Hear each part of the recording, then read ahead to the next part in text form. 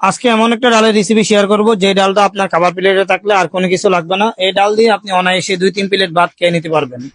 ফার্স্টে 1 কেজি ডালের মধ্যে 1 টেবিল স্পুন জিরা আস্ত, 2টা টমেটো কচি করে কেটে দিচ্ছি, একটা পেঁয়াজ স্লাইস করে নিয়ে নিচ্ছি, এখানে 2 পিস তেজপাতা দিয়ে দিচ্ছি, কিছু এলাচি দিয়ে দিব 4-5 পিস মতো, কাঁচা মরিচ দিয়ে দিচ্ছি স্বাদ মতো, 1 টেবিল স্পুন রসুন কিমা দিয়ে দিচ্ছি, এখন কিছু ধনিয়া পাতা কুচি দিয়ে দিচ্ছি,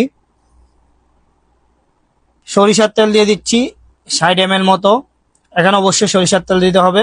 1 টেবিল স্পুন হলুদের গুঁড়া দিয়ে দিচ্ছি, 1 টেবিল স্পুন একটু বেশি গুঁড়া মরিচ, স্বাদ মতো লবণ।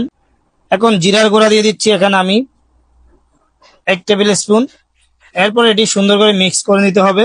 এটা হচ্ছে ডালের প্রথম প্রসেস, এটা অবশ্যই খেয়াল রাখবেন। এই ডালটা এখন আপনি যত মিক্স করবেন আপনার মরিচগুলো ফেটে দিবেন, ডালের টেস্টটা তত ভালো আসবে। এরপরে মিক্স করে আমি এখানে পরিমাণ মতো পানি দিয়ে দিচ্ছি, পানি দিয়ে ডালটা বয়েল করে নিব।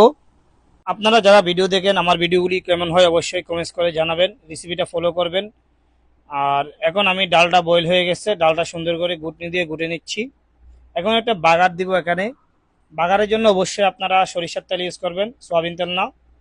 পেঁয়াজ, রসুন, কিছু পাঁচফোড়ন, শুকনো মরিচ, ধনিয়া পাতার গুঁড়া দিয়ে দিচ্ছি। এটা সুন্দর করে ফ্রাই করে যখন ব্রাউন কালার চলে আসবে তখন আমি এখানে ডালের মধ্যে দিয়ে দিচ্ছি, একটু ধনিয়া পাতা দিয়ে দিচ্ছি। ধনিয়া পাতা দিয়ে ডালটা আর 5 মিনিট রান্না করে আমি নামাই নিব ডালটা চুলা থেকে। অবশ্যই বাসায় ট্রাই করবেন, অনেক মজার একটা রেসিপি। যে ডালটা থাকলে আপনার খাবার প্লেটে আর কোনো কিছু লাগবে না।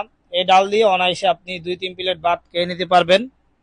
আর রেসিপিটা ভালো লাগলে আমার ফেসটা ফলো দিয়ে সাথে থাকুন। আজকে এই পর্যন্ত, আল্লাহ হাফেজ, আসসালামু আলাইকুম।